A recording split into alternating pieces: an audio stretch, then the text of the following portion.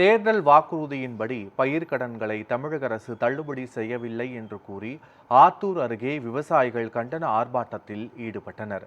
விவசாயிகளின் பயிர்க்கடன்களை காலவரையின்றி முழுமையாக தள்ளுபடி செய்ய வேண்டும் என வலியுறுத்தி சேலம் மாவட்டம் கெங்கவல்லி அருகே பச்சமலை பகுதியில் நூதன போராட்டம் நடைபெற்றது.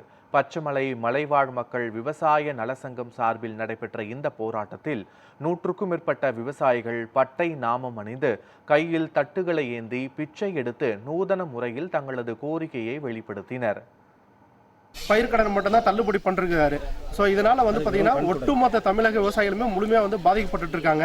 ஸோ அதனால உடனடியாக இந்த தமிழக முதல்வர் இந்த பயிர்க்கடன் தள்ளுபடி உத்தரவு ரத்து பண்ணிட்டு அவருடைய தேர்தல் வாக்குறுதி பிரகாரம் என்ன சொல்லியிருக்கிறாரு, 5 ஏக்கருக்கு கீழே உள்ள விவசாயிகள் முழு கடனையும் 5 ஏக்கருக்கு மேலே உள்ள விவசாயிகளுடைய பயிர்க்கடன் 50% தள்ளுபடின்ற கொடுத்த உத்தரவாதத்தை நிறைவேற்றணும் அப்படின்னு சொல்லி நம்ம பச்சமலை மலைவாழ் மக்கள் விவசாய சங்கத்தின் சார்பாகவும் பச்சமலை ஊர் பொதுமக்கள் சார்பாகவும் மாண்புமிகு தமிழக முதல்வர் ஜோசப் விஜய் அவர்களுக்கு ஒரு தாழ்மையான வேண்டுகோள் வைக்கிறோம்.